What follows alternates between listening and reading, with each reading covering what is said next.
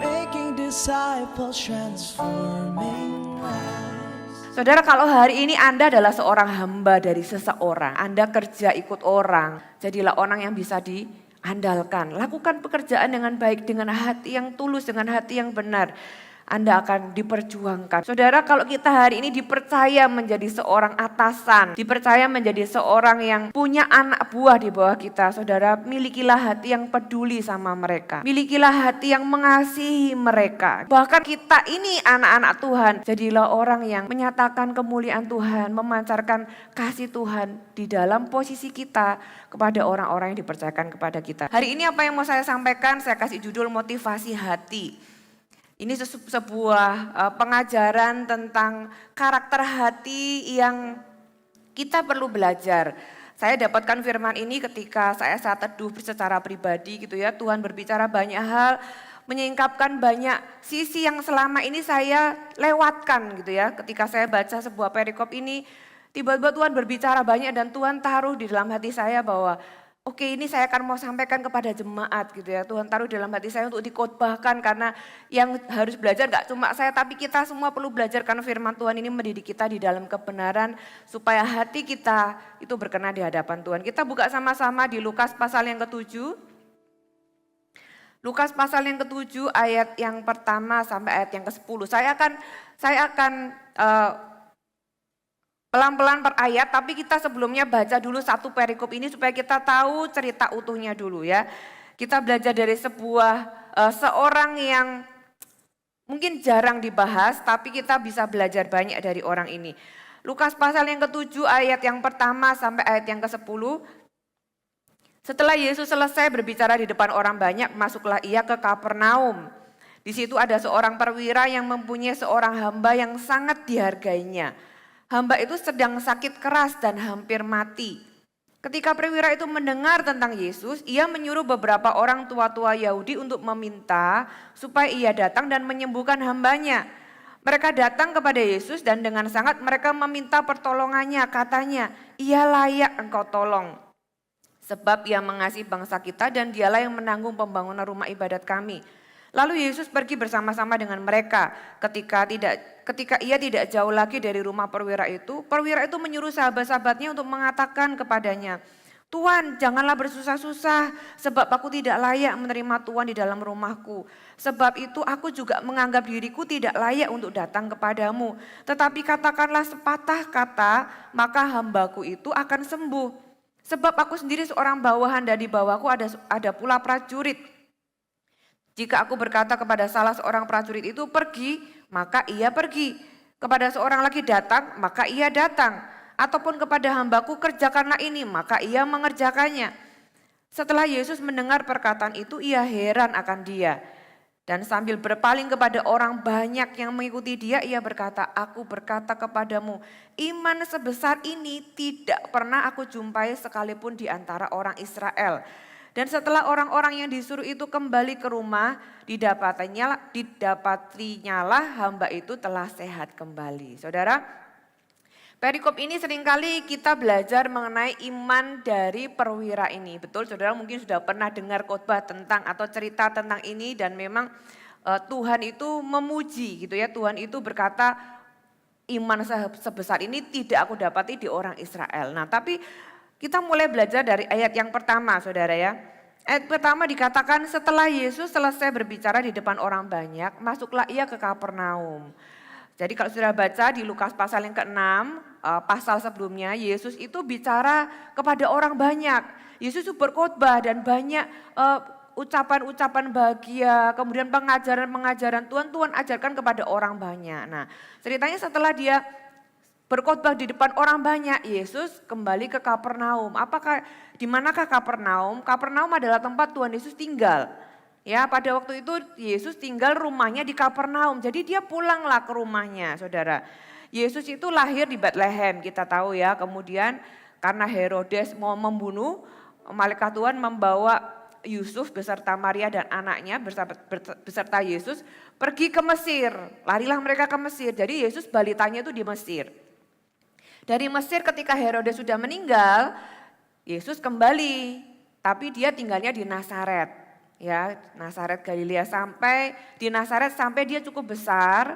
Kemudian ketika Yesus memulai pelayanannya, ya, ketika setelah dari padang gurun, Yesus mengalami pencobaan di padang gurun, kemudian dia memulai pelayanannya, dikatakan sudah bisa buka di Matius 4, itu Yesus dikatakan pindah ke Kapernaum. Jadi setelah itu dia tinggal di Kapernaum. Jadi seharusnya Yesus tahu apa yang terjadi karena itu adalah tempat di mana dia tinggal.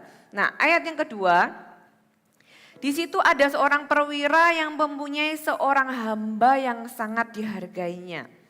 Hamba itu sedang sakit keras dan hampir mati. Ketika perwira itu mendengar tentang Yesus, ayat yang ketiga, ia menyuruh beberapa orang tua-tua Yahudi kepadanya untuk meminta supaya ia datang dan menyembuhkan hambanya. Pasti perwira ini sudah dengar tentang Yesus. Kalau enggak gitu dia enggak mungkin minta. Dikatakan ia mendengar tentang Yesus, pasti dia mendengar bahwa Yesus bisa menyembuhkan, Yesus melakukan mujizat, Yesus melakukan banyak hal yang baik gitu ya. Sehingga itu memberikan sebuah pengharapan dan iman di dalam perwira ini. Tapi kita harus tahu siapakah perwira ini. Perwira ini bukan orang Israel. Perwira ini adalah orang Romawi. Yang pada waktu itu sebenarnya orang Romawi itu adalah orang-orang yang menjajah gitu ya, orang Israel. Makanya orang Israel itu berharap Yesus itu membebaskan mereka dari orang Romawi. Kenapa? Karena mereka itu ada di bawah pemerintahan Romawi dan mereka itu ada di dalam sebuah pemerintahan yang cukup menekan mereka. Sehingga mereka itu ingin menjadi sebuah kerajaan sendiri Israel. Makanya mereka itu sebenarnya nggak suka sama orang Romawi. Orang Romawi itu adalah alat atau orang yang menjajah orang Israel, saudara. Nah, dikatakan di sini perwira ini punya seorang hamba yang sangat dihargainya. Perwira ini bukan orang biasa, bukan prajurit biasa. Perwira ini adalah pimpinan dari banyak tentara. Jadi bukan salah satu dari tentara, tapi dia itu sudah punya bintang gitu ya. Dia punya banyak, bahkan saya baca di literatur, dia punya ratusan orang di bawahnya yang menjadi anak buahnya. Makanya dia bisa menjelaskan di ayat-ayat setelahnya. Nah, perwira ini punya sikap yang berbeda. Kenapa saya bilang demikian? Karena pada waktu itu ya hukumnya orang Romawi kalau dia punya hamba, punya anak buah, punya budak gitu ya. Kalau budaknya itu sakit atau terluka sampai di titik tidak bisa bekerja, maka si tuan atau perwira ini atau tentara ini boleh membunuh hambanya. Itu sesuatu yang tidak akan dituntut, sesuatu yang boleh dilakukan dan memang sesuatu yang biasa dilakukan. Karena hambanya dianggap tidak berguna. Orang ini sakit dan tidak bisa kerja lagi. Buat apa? Dor aja mati gitu ya. Itu kira-kira pada waktu itu begitulah yang terjadi. Tapi perwira ini dia malah memperjuangkan hambanya. Dikatakan hambanya ini sakit keras dan hampir mati. Sudah bisa bayangkan orang sakit keras hampir mati pasti nggak bisa kerja. Ya kan? Pasti dia nggak bisa melakukan sesuatu yang tuannya harapkan dia lakukan. Berarti dia itu dianggap sudah tidak berguna sebenarnya. Dan perwira ini bisa saja membunuh hamba itu kapan saja. Tapi yang dilakukan perwira ini adalah dia memperjuangkan. Dia memperjuangkan hambanya, bahkan dia itu minta kepada Yesus orang Yahudi. Yang dia tahu bahwa orang Yahudi itu tidak bergaul dengan orang-orang yang non-Yahudi. Tapi karena dia mendengar bahwa Yesus itu menyembuhkan dan sebagainya, dia punya pengharapan. Kenapa? Karena dia itu dikatakan menghargai hamba ini. Ada seorang hamba yang sangat dihargainya. Pelajarannya buat kita apa hari ini? Saudara, kalau hari ini Anda adalah seorang hamba dari seseorang gitu ya. Anda kerja ikut orang, Anda punya atasan, Anda punya bos, Anda punya orang yang di atas Anda gitu ya. Jadilah hamba yang bisa diandalkan. Sehingga kita itu menjadi orang yang diperjuangkan. Kalau ada list perampingan gitu ya, kita jadi orang yang dipertahankan. Kenapa? Karena kita itu bisa diandalkan. Karena kita terbukti setia. Karena pekerjaan kita bagus. Karena kita excellent. Saudara, kalau hari ini Anda ada di dalam posisi menjadi seorang hamba. Saya percaya perwira ini bukan tanpa alasan memperjuangkan hamba ini. Mungkin dari hamba-hamba yang lainnya dia nggak bisa mendapatkan hamba yang seperti ini. Sehingga dia memperjuangkan. Harus sembuh karena aku tidak menemukan tentara lain atau anak buah lain yang sebagus dia ini. Dia sampai meresikokan dirinya dan sampai minta kepada Yesus, saudara. Kalau Anda hari ini menjadi seorang hamba, jadilah orang yang bisa andalkan. Lakukan pekerjaan dengan baik, dengan hati yang tulus, dengan hati yang benar. Anda akan diperjuangkan. Ada orang lain, bahkan atasan Anda tidak menganggap Anda hanya sebagai anak buah gitu ya, tapi sebagai orang yang dapat diandalkan, sebagai orang yang dipertahankan, bahkan diperjuangkan. Sebaliknya kalau Anda adalah seorang atasan, Anda adalah seorang bos gitu ya, majikan yang punya anak buah. Kita belajar dari perwira ini bukan orang yang egois. Dia peduli loh sama hamba-hambanya. Kebetulan salah satu yang dijelaskan di sini adalah salah satu hambanya. Tapi kalau dia peduli sama hamba ini, saya bisa lihat hatinya, dia juga peduli pasti sama orang-orang lain yang ada di bawahnya. Karena ini memang emergency atau urgent gitu ya, makanya dia sampai minta kepada Yesus. Tapi melihat dari hati orang ini, dia bisa aja membunuh hambanya, tapi dia nggak membunuh hambanya. Saudara, kalau kita hari ini dipercaya menjadi seorang atasan, dipercaya menjadi seorang yang punya anak buah di bawah kita, saudara, milikilah hati yang peduli sama mereka. Milikilah hati yang mengasihi mereka gitu ya. Bukan cuma hubungannya bukan sekedar gaji, hubungannya bukan sekedar uang gitu ya, tapi juga ada hubungan yang lebih dari itu. Bahkan kalau kita ini anak-anak Tuhan, bos-bos ya, majikan-majikan yang punya anak buah, kita sebagai orang-orang yang percaya kepada Yesus, jadilah orang yang menyatakan kemuliaan Tuhan, memancarkan kasih Tuhan di dalam posisi kita kepada orang-orang yang dipercayakan kepada kita. Saudara, itu yang kita belajar di ayat yang kedua dan ketiga. Pak perwira ini mengirim tua-tua Yahudi kepada Yesus. Kenapa perwira ini enggak datang sendiri? Dia mungkin berpikir bahwa Yesus itu enggak mau ketemu sama orang non-Yahudi. Dia tahu kok, dia orang yang taat, orang tentara itu tahu aturan. Dia tahu aturan bahwa sebenarnya orang Yahudi itu enggak boleh ketemu atau enggak boleh bergaul dengan orang-orang yang non-Yahudi. Makanya dia enggak mau ngerepotin, dia menyampaikan sih kebutuhannya, dia enggak apatis atau gimana, dia tahu dia punya kebutuhan gitu ya. Tapi dia juga tahu batasnya, dia nggak mau ngerepoti Tuhan Yesus. Dia nggak mau aji mumpung, bahkan meresikokan orang lain demi kepentingannya. Kalau dia itu maksa, maksudnya Yesus kok harus datang gitu ya untuk tolong hambaku ini sembuhkan. Dia meresikokan Tuhan Yesus. Kenapa? Karena ketika Yesus datang ke rumahnya, ya Yesus itu melanggar adat istiadat. Saudara, dia nggak mau merisikokan orang lain demi kepentingan pribadi. Saudara bisa lihat ya hatinya perwira ini. Padahal perwira ini tuh nggak percaya. Istilahnya kalau sekarang itu bukan orang yang percaya gitu ya. Orang yang tidak percaya. Mereka itu adalah orang-orang yang bahkan musuhnya orang Israel. Orang-orang yang tidak satu agama, tidak satu suku gitu ya. Bahkan orang-orang yang dijauhi. Saudara, tidak disukai.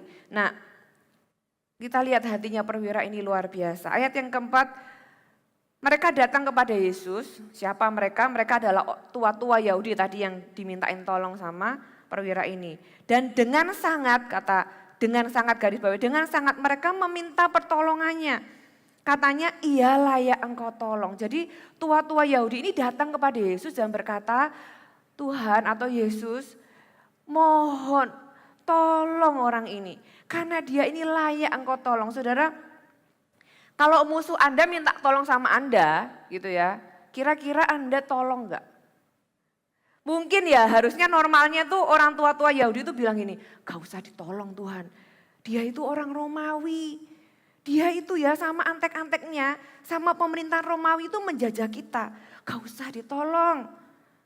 Tapi sebaliknya tua-tua ini berkata kepada Yesus, dengan sangat mereka memohon untuk Tuhan itu tolong dia. Dia ngomong, ia layak engkau tolong. Nah, apa yang membuat tua-tua Yahudi ini memohon sama Yesus dengan sangat untuk menolong perwira ini? Jawabannya di ayat yang kelima. Sebab ia mengasihi bangsa kita dan dialah yang menanggung pembangunan rumah ibadat kami. Saudara, ketika saya baca ayat yang kelima ini ada banyak hal yang Tuhan bicara dalam hati saya. Oh, oke, berarti orang-orang Yahudi ini dia datang kepada Yesus, dia bawa apa yang ternyata perwira ini tuh melakukan sesuatu. Yaitu ia mengasihi bangsa kita yang harusnya menjajah, kok malah mengasihi gitu ya. Dan gak cuma mengasihi, dia adalah yang menanggung pembangunan rumah ibadat kami. Pelajarannya buat kita semua, kita harus tahu bahwa Tuhan bisa pakai siapa saja untuk membangun rumah Tuhan. Ya Tuhan ngomong sama saya ketika saya baca ini, aku bisa pakai siapa saja. Bahkan orang yang tidak percaya sekalipun untuk membangun atau mendanai proyekku. Dikatakan di sini orang ini orang Romawi. Orang Romawi mendanai rumah ibadat, bukannya harusnya menghancurkan. Karena pada nanti di tahun-tahun berikutnya gitu ya, orang Romawi itu hancurkan bait suci. Tapi di sini dikatakan perwira Romawi ini malah yang membiayai atau menanggung pembangunan rumah ibadat. Tuhan bisa pakai siapa saja, bahkan orang di luar sekalipun gitu ya, untuk membangun rumah Tuhan. Dan di sini kita juga belajar bahwa kasih itu dilihat dari tindakan, dari pemberian. Dikatakan ia mengasihi bangsa kita. Gimana bisa tahu dia mengasihi bangsa kita? Dikasih buktinya, dia menanggung pembangunan rumah ibadat kami. Seperti pepatah berkata bahwa orang itu bisa memberi tanpa mengasihi, tapi orang itu tidak bisa mengasihi tanpa memberi. Jadi kita lihat hatinya orang ini. Nah, tapi dari situ muncullah sebuah pertanyaan di dalam hati saya. Kenapa Tuhan itu sampai pakai orang luar untuk membangun rumahnya? Saya berpikir di mana orang-orang Yahudi, di mana anak-anak Tuhan di rumah Tuhan di Kapernaum. Kenapa sampai Tuhan pilih orang Romawi untuk membiayai pembangunan rumah Tuhan? Saudara, kita belajar bahwa seharusnya kesempatan pertama itu diberikan kepada kita, anak-anak Tuhan. Ketika saya baca ini, setengahnya saya rada malu sih. Loh Tuhan, kenapa kok pakai orang Romawi untuk biaya rumah Tuhan? Kemana orang-orang di dalam Kapernaum ini? Kenapa bukan mereka yang mendanai pembangunan rumah Tuhan? Itu kayak kita lihat orang gitu ya. Kalau saudara lihat orang tua gitu ya. Terus dia itu punya anak itu kaya-kaya. Tapi orang tuanya ini tuh tinggal di rumah yang tidak layak gitu ya. Kemudian pakai bajunya juga enggak layak. Padahal kita tahu anaknya itu ada di mana-mana dan kaya gitu. Kemudian sampai orang tua ini mendapat bantuan sosial. Pertanyaan kita apa? Loh di mana anaknya? Betul enggak? Nah demikian juga ketika saya baca ayat ini, loh di mana anak Tuhan gitu kan? Di mana anak-anak Tuhan? Kenapa Tuhan bisa pakai seseorang yang di luar sana? Berarti ada orang-orang di dalam Kapernaum yang mereka seharusnya membangun rumah Tuhan, tapi mereka melewatkan kesempatan itu. Kalau ditanya alasannya saya nggak tahu. Tapi yang jelas Tuhan nggak pakai mereka, ternyata Tuhan sampai pakai orang luar. Kenapa? Asumsi saya adalah karena orang dalamnya nggak bisa dipakai Tuhan. Bagaimana dengan kita? Hari ini kita ada di dalam rumah Tuhan. Saya bicara ini, saya ngomong tentang hati bukan tentang uang. Karena by the way gereja kita juga tidak ada pembangunan dan tidak ada fundraising. Makanya ini adalah momen yang tepat untuk saya mengajar tentang hati. Bagaimana kita tuh iring Tuhan itu dengan hati yang murni. Saudara kita anak-anak Tuhan di dalam rumah Tuhan. Apakah kita itu mencintai rumah Tuhan dan bahkan memberi untuk rumah Tuhan. Jangan sampai akhirnya Tuhan itu pakai orang luar untuk mendanai rumah Tuhan kan. Buat Tuhan, proyek Tuhan akan tetap jalan without us atau with us. Pertanyaannya apakah kita itu mau terlibat? Karena tanpa kita, Tuhan bilang nggak apa-apa aku bisa cari orang lain. Nah masalahnya rugi buat kita kalau kita tidak terlibat.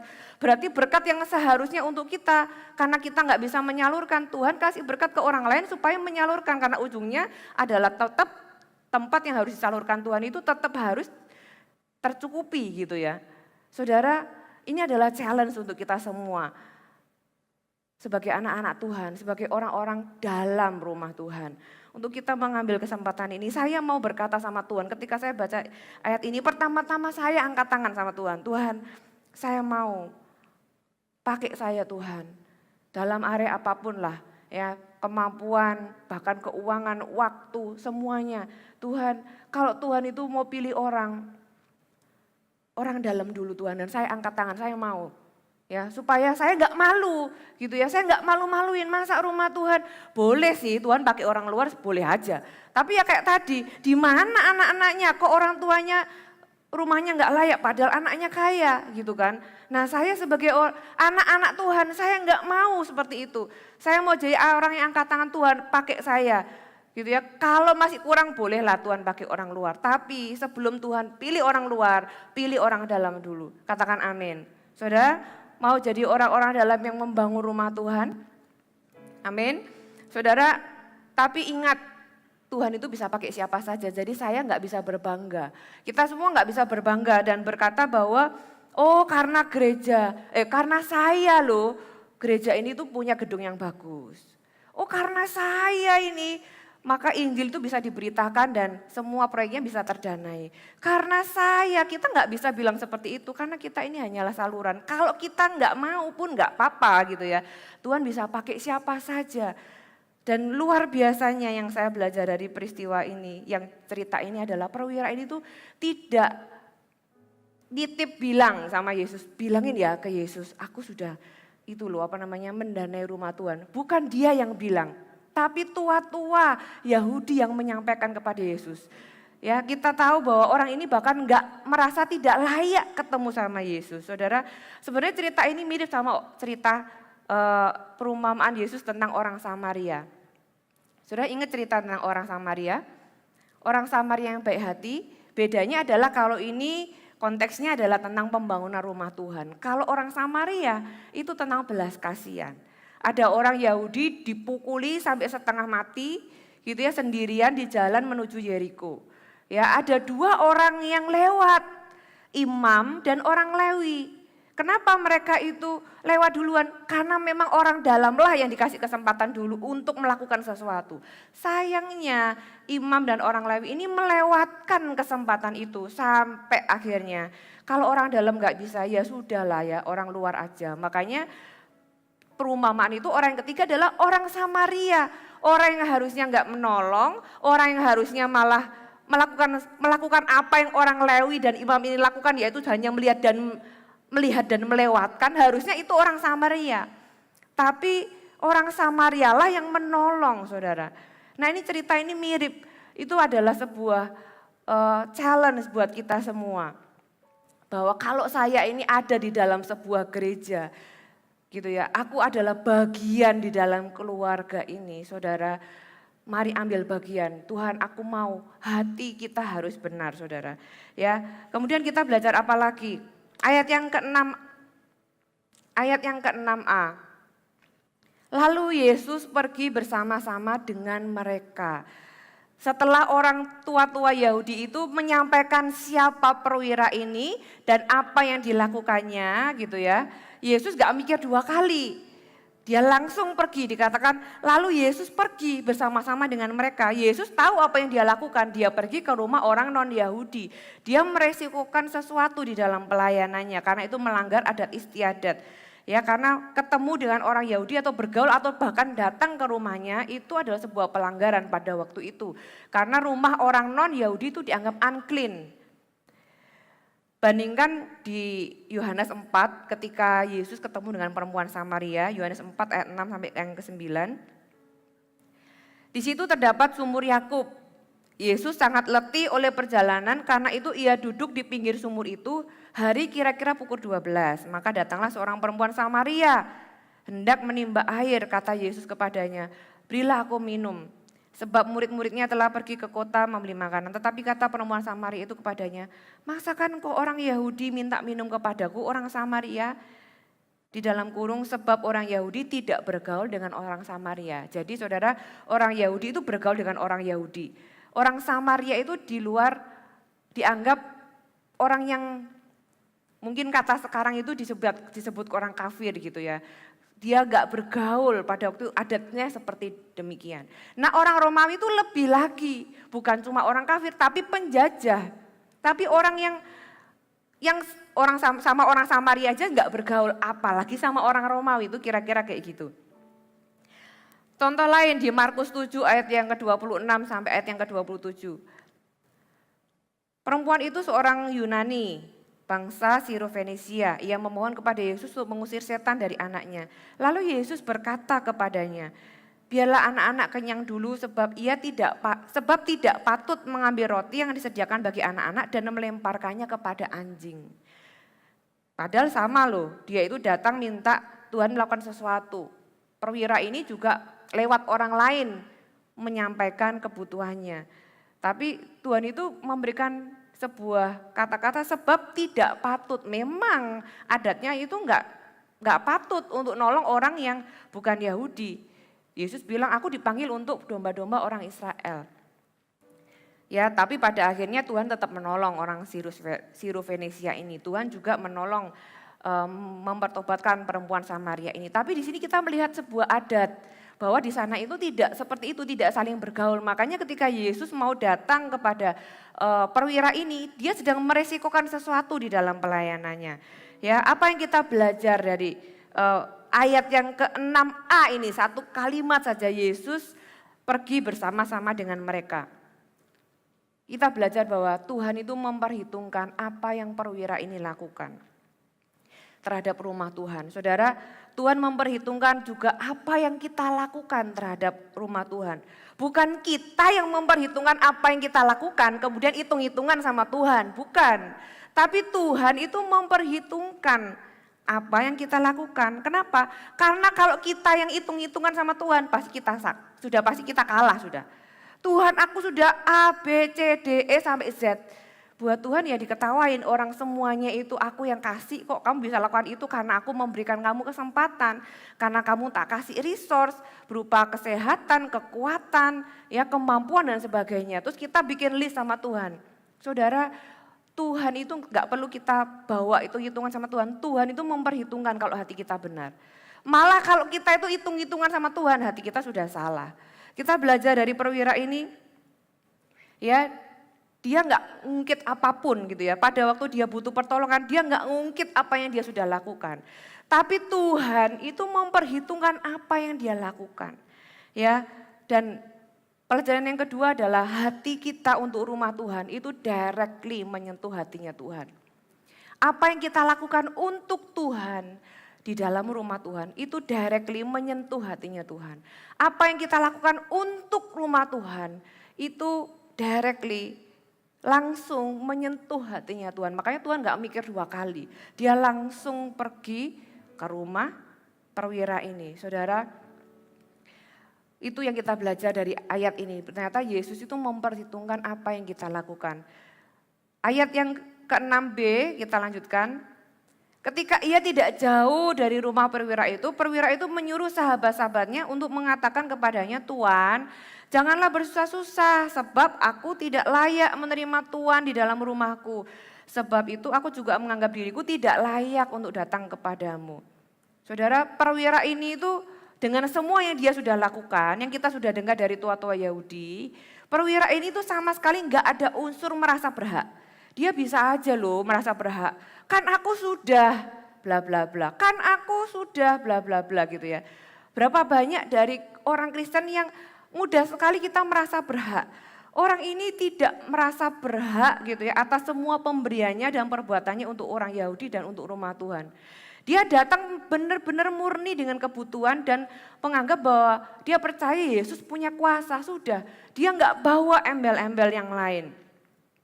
Dari sini kita belajar kemurnian hati dan motivasi yang benar ketika kita datang kepada Tuhan. Sayangnya ya, kita belajar dari orang Romawi gitu ya. Sayangnya kita tuh belajar dari bukan orang Yahudi. Tapi by the way, siapapun yang kita belajar karena firman Tuhan itu ditulis supaya mendidik kita di dalam kebenaran. Sebaiknya orang itu belajar dari anak Tuhan. Amin, supaya Tuhan itu bangga terhadap kita anak-anaknya. Tapi kali ini kita belajar dulu dari orang yang bukan anak Tuhan dulu. Ya, pelajarannya adalah ketika kita datang kepada Tuhan, datanglah dengan motivasi hati yang benar. Kenapa? Kalau motivasi hati kita salah, maka iman kita juga salah. Kok bisa? Saudara, kalau kita datang dengan Tuhan, dengan hati membawa daftar kebaikan, pelayanan, aktivitas rohani, dan berharap dengan itu Tuhan memberkati kita, maka sebenarnya kita itu sedang gak percaya kepada Tuhan. Iman kita itu tidak kita letakkan kepada Tuhan, tapi kita letakkan kepada aktivitas kita. Betul saudara, kalau kita datang nih sama Tuhan, saya kasih Anda sebuah contoh. Ada orang punya toko lagi sepi, bisnisnya lagi sepi, kemudian dia mikir, oh ya mungkin karena aku ini sudah jarang ke gereja, ya udahlah, aku pengen diberkati, aku datang ke gereja, aku rajin berdoa, aku rajin memberi gitu ya. Kemudian dia sejak hari itu dia rajin ke gereja saudara, ibadah seminggu 5 kali diikuti semua ya, supaya dia pikir kurang apa lagi gitu ya, dia kasih apa yang dia bisa kasih. Dia berbuat sosial gitu ya. Terus di minggu-minggu berikutnya tokonya masih sepi, bisnisnya masih sepi. Dia berpikir lah terus buat apa gereja-gerejaan, buat apa aku pelayanan, buat apa aku ngasih buat gereja, buktinya tokoku, bisnisku tetap sepi. Saudara nangkep ya? Berarti dia menaruh imannya bukan kepada Tuhan, tetapi kepada aktivitas yang dia lakukan untuk Tuhan. Saudara, kalau kita itu datang dengan list, aku sudah berdoa, ya, aku sudah ke gereja, aku sudah CG, aku sudah memberi, bahkan gitu ya, aku memberi sekian gitu ya untuk rumah Tuhan. Kok Tuhan itu enggak memberkati? Lah, sekarang pertanyaannya, apakah kita bisa menyuap Tuhan dengan semua aktivitas dan uang yang kita berikan untuk rumah Tuhan? Saudara, ini adalah motivasi hati hanya kita yang tahu, kita dengan Tuhan. Kalau motivasi hati kita salah, iman kita juga salah. Iman kita bukan kepada Tuhan, tapi iman kita kepada aktivitas kita dan kepada entah pemberian, entah uang gitu ya, entah kebaikan, entah pelayanan. Iman kita letakkan kepada itu. Tapi bukan kepada Tuhan. Makanya penting sekali kita itu ikut Tuhan, punya motivasi yang benar. Karena itu mempengaruhi iman kita kepada Tuhan. Karena hanya imanlah yang menggerakkan hati Tuhan. Ketika motivasi hati kita benar, maka iman kita juga benar saudara. Hati-hati juga dengan spirit of entitlement, merasa berhak. Kita dikenal, generasi kita terkenal dengan sikap merasa berhak. Kita merasa pantas mendapatkan sesuatu dan kalau kita nggak mendapatkannya kita jadi mengeluh gitu ya atau memberontak. Ibrani pasal yang keempat ayat 14 sampai ayat yang ke-16. Karena kita sekarang mempunyai imam besar agung yang telah melintasi semua langit, yaitu Yesus anak Allah, baiklah kita teguh berpegang pada pengakuan iman kita, sebab imam besar yang kita punya bukanlah imam besar yang tidak dapat turut merasakan kelemahan-kelemahan kita. Sebaliknya sama dengan kita, ia telah dicobai, hanya tidak berbuat dosa. Sebab itu, marilah kita dengan penuh keberanian menghampiri tahta kasih karunia, supaya kita menerima rahmat dan menemukan kasih karunia untuk mendapatkan pertolongan kita pada waktunya. Saudara, apa persamaan antara kita dengan perwira ini? Persamaan kita adalah kita sama-sama orang berdosa, kita sebenarnya sama-sama tidak layak. Ya, orang perwira ini kan bilang aku nggak layak, aku bahkan menganggap diriku tidak layak ketemu sama Tuhan. Tuhan nggak usah datang, aku nggak layak terima Tuhan. Dia tahu posisinya gitu ya, bukan hanya nggak mau ngerepotin, tapi dia tahu bahwa enggak lah. Padahal dengan semua pemberiannya ya, dia masih merasa aku nggak layak. Bedanya dengan kita apa? Kalau yang pertama persamaannya adalah sebenarnya kita tuh sama-sama nggak layak. Apapun yang kita lakukan itu nggak bisa membeli perkenanan Tuhan. Tapi perbedaannya dengan kita adalah kita sudah dilayakkan. Waktu itu Yesus belum mati di atas kayu salib, tapi hari ini Yesus sudah mati di atas kayu salib untuk kita. Kita dilayakkan. Kita dilayakkan untuk datang langsung, nggak usah lewat orang lain.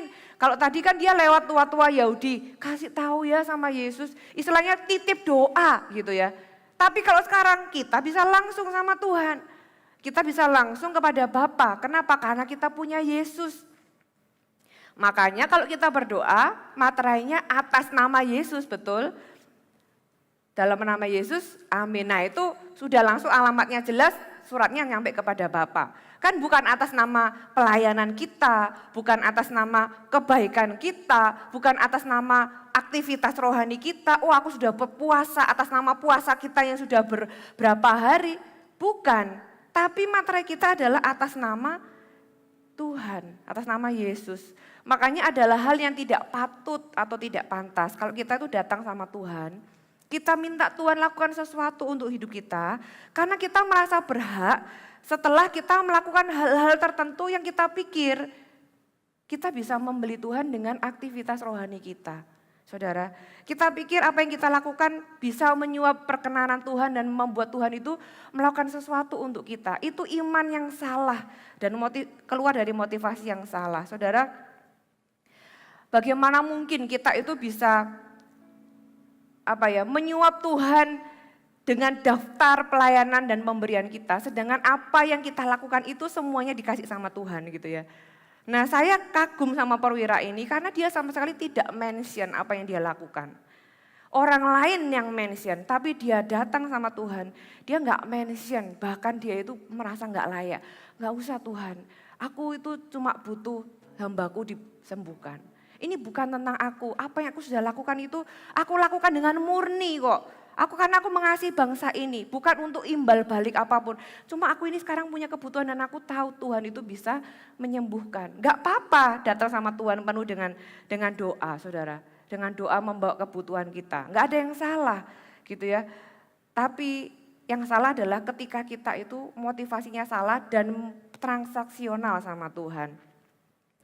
Ayat yang ke-7b, tetapi katakan saja sepatah kata, maka hambaku itu akan sembuh.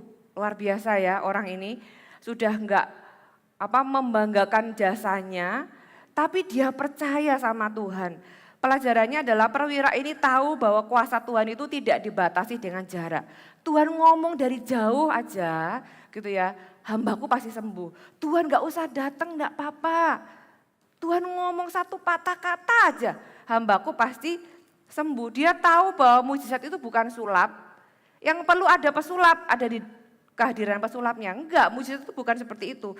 Perwira ini tahu bahwa kuasa firman, kuasa kata-kata Yesus itu setara dengan kuasa sentuhan Tuhan. Ya, makanya bukanlah basa-basi ketika kita ini atau saudara sering mendengar bahwa tidak ada jarak dalam hadirat Tuhan. Kita itu satu ruangan di dalam hadirat Tuhan. Saudara sering dengar apalagi di gereja Mawar Sharon, kita sering mention itu gitu ya. Tidak ada jarak dalam hadirat Tuhan. Itu bukan basa-basi. Perwira ini tahu bahwa tidak ada jarak di dalam hadirat Tuhan. Tidak ada jarak di dalam kuasa Tuhan. Tuhan ngomong sepatah kata dari jauh, hambaku akan sembuh. Kita lihat imannya. Apakah saudara percaya bahwa dari manapun Tuhan itu berfirman, Anda juga bisa mengalami sebuah perubahan di dalam kehidupan Anda? Amin. Nah tapi pertanyaannya, nah kalau gitu berarti nggak perlu datang ke rumah Tuhan dong. Kan nggak ada jarak dalam hadirat Tuhan katanya, ya kan? Online kan sama saja. Saudara, pertanyaan itu, ya itu saya sering ditanyakan sama beberapa orang. Nah, pertanyaan itu sama kayak Paulus menjelaskan kepada orang-orang Roma tentang kasih karunia. Paulus ngomong semakin banyak dosa, semakin besarlah kasih karunia. Tapi Roma 6 ayat yang pertama dikatakan demikian. Jadi jika demikian, maksudnya kalau ada dosa terus kemudian ada kasih karunia. Kalau demikian apakah yang hendak kita katakan? Bolehkah kita bertekun dalam dosa supaya makin bertambah kasih karunia itu? Sekali-sekali tidak. Bukankah kita telah mati bagi dosa? Bagaimana kita masih dapat hidup di dalamnya? Artinya gini loh saudara. Saya jelaskan ke anak saya ya. Anak saya juga bertanya, dia mau pergi sama temannya. Ma, aku pergi sama temanku, dia kan ibadah AOG gitu kan.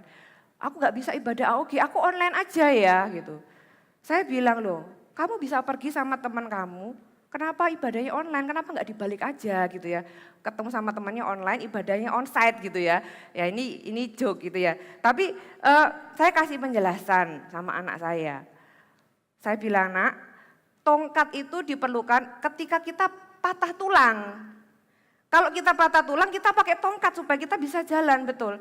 Tapi kalau kaki kita atau tangan kita, kaki kita sudah bisa jalan, ya kita nggak perlu pakai tongkat, tongkatnya kita taruh. Kenapa? Karena kaki kita bisa jalan. Saudara, saya ajarin anak saya bukan karena dia anak pendeta. Ya, jadi anak pendeta itu nggak gampang, saudara ya.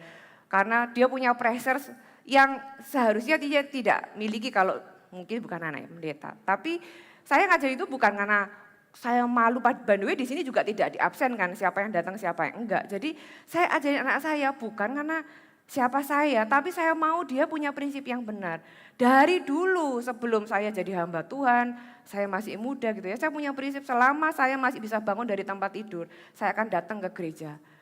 Selama saya masih bisa jalan gitu ya, kalau saya bisa pergi ke tempat lain saya akan datang ke gereja. Itu dari dulu, jadi setiap kali saya nggak bisa datang karena sakit, kalau zaman dulu ya, saya selalu sedih kalau selalu skip satu ibadah itu, skip hari Minggu tuh selalu sedih, aduh gak bisa ibadah mungkin karena sakit, karena kendala yang lain gitu ya. Tapi puji Tuhan loh hari ini tuh, kalau kita gak bisa datang karena sesuatu yang memang urgent gitu ya. Saya kasih ilustrasi karena kaki kita patah, kita punya tongkat. Puji Tuhan hari ini kalau saya itu gak bisa datang karena sebuah kondisi yang memang sangat tidak memungkinkan, saya tetap bisa ibadah. Nah itu gunanya tongkat untuk kaki yang patah. Saya ajarin anak saya bayangkan kalau dia gak belajar dari sekarang selama masih bersama dengan saya, gimana kalau nanti dia kuliah gitu ya, jauh dari saya. Akan gampang sekali, oh ya gak usah datang ibadah online aja. Saudara, saya ajari dia sejak dia masih ada di bawah asuhan saya gitu ya, prinsip-prinsip yang benar. Datang ke rumah Tuhan itu adalah bentuk tanggung jawab pribadi. Bentuk sebuah bentuk kerinduan sama Tuhan gitu ya. Saudara, memang benar di dalam hadirat Tuhan itu enggak ada jarak. Dimanapun Tuhan bisa lakukan. Tapi ini dua hal yang berbeda. Kadang orang itu campurkan jadi satu sehingga membenarkan hal yang lain. Saudara, saya bersyukur Anda hari ini ada di rumah Tuhan, Anda ada di tempat yang tepat, di waktu yang tepat. Dan saya percaya Tuhan itu memperhitungkan hati saudara. Katakan amin. Ayat yang ke-9, setelah Yesus mendengar perkataan itu, ia heran akan dia. Dan sambil berpaling kepada orang banyak yang mengikuti dia, ia berkata, aku berkata kepadamu, iman sebesar ini tidak pernah aku jumpai sekalipun di antara orang Israel. Yesus sampai heran loh saudara, makanya saya bilang tadi sayang ya kita kok belajar dari orang yang bukan orang Israel. Tuhan itu sampai agak sarkas gitu ya, bilang orang Israel aja gak punya iman sebesar ini, kenapa harus orang di luar Israel gitu ya.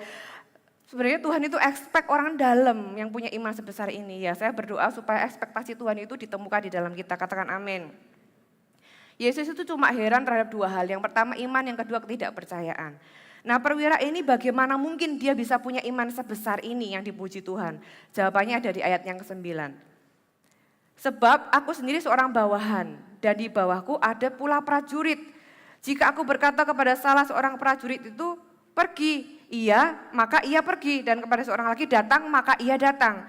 Ataupun kepada hambaku kerjakanlah ini, maka ia mengerjakannya. Saudara perwira ini tahu yang namanya posisi otoritas, siapa lebih tinggi, siapa ada di bawahnya. Ya, dan saudara dan saya perlu tahu bahwa Yesus, kuasa Tuhan itu jauh lebih tinggi dari kuasa apapun di bawah kolong langit ini. Sakit penyakitkah, masalah Andakah, gitu ya, atau problematik apapun itu, kuasa Tuhan itu di atas semua nama masalah yang Anda bisa sebutkan. Ya. Yang kedua karena perwira ini tahu apa artinya penundukan diri. Di dalam jalur otoritas, apalagi dia di dalam ketentaraan, ketidaktaatan adalah bentuk ketidaktundukan dan hukumannya bisa mati. Ya, jadi di dalam jalur otoritas tidak ada pilihan yang lain selain taat. Makanya perwira ini bisa yakin dan percaya bahwa hambanya pasti sembuh. Kalau Yesus ngomong sembuh, pasti sembuh. Karena nggak akan ada opsi untuk tidak taat, penyakitnya pasti akan pergi. Nah saudara, bagi kita implikasinya, pertanyaannya adalah, apakah kita sudah percaya bahwa kuasa Tuhan itu lebih besar daripada masalah kita? Kita belajar dari perwira ini tahu bahwa kuasa Tuhan itu lebih besar daripada penyakit hambanya. Walaupun hambanya itu sakit hampir mati. Bagaimana dengan kita? Apakah kita itu cukup percaya bahwa kuasa Tuhan itu lebih besar daripada masalah-masalah bahkan penyakit kita? Yang kedua, apakah kita itu hidup di dalam pendudukan diri terhadap otoritas-otoritas yang Tuhan taruh di atas kita?